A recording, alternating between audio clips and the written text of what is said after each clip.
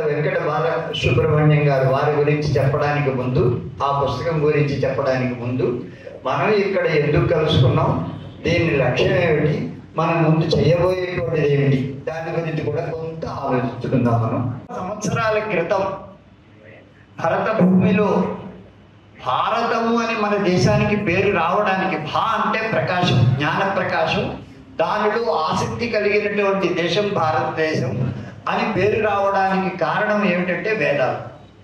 ఆ వేదములు పుట్టినటువంటి భూమిలో అనేక వాదములు కూడా పుట్టాయి.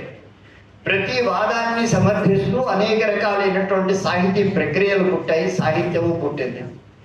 ఈ స్రవంతి అలా కొనసాగుతూనే ఉంటుంది. గంగ ఎప్పుడో పుట్టింది, ఇప్పుడు ప్రవహిస్తుంది, రేపు ప్రవహిస్తుంది. మన కలియుగాంత వరకు లేకపోతే చతుర్యుగాంత వరకు కూడా గంగ ప్రవహిస్తూనే ఉంటుంది. అలాగే సాహితీ గంగ కూడా అలాగే ప్రవహిస్తుంది. సహాయం అంటే నేనున్నాను ముందు అని చెప్పేసి, అయం నిజం పరోవేతి గణనా లఘుచేతసాం ఉదార చరితానాంతు వసుదైవ కుటుంబకం అని చెప్పేసండి. మీరు గుర్తుపెట్టుకోకపోండి, మీకు కనుక అవసరం ఉంటే నేనున్నాను అని రావడం అన్నమాట. అయం నిజం పరోవేతి, ఇతను నావాడు, ఇతడు పరాయివాడు అనేటువంటి లెక్క అది లఘు బుద్ధి కలిగిన వాళ్ళకి. కానీ ఉదార చరితానంతు వసుదైవ కుటుంబకం అని చెప్పేసింది. ఆ విధంగా మనకి అటువంటి ఒక ఉదాహరణ ఇవ్వగలిగినటువంటి ఆయన న్యాయతే అంతర్గతం. మాసాల పరిచయంలో ఆయన చూడగానే ఒక చక్కటి ఆకారం, అలాగే ఆయన మాట్లాడేటప్పుడు ఒక మంచి ఇంగితజ్ఞత, ఇలాంటివన్నీ మనకి కనపడ్డాయి.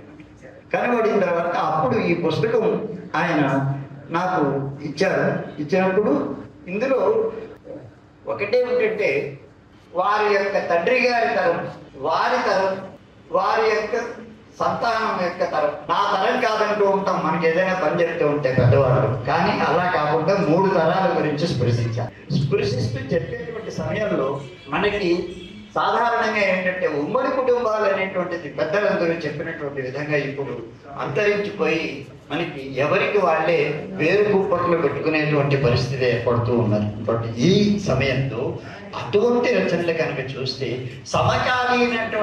సమకాలీనమైనటువంటి ఒక జీవనాన్ని మనం గమనించడానికి ఒక మంచి మార్గం కనబడుతుంది.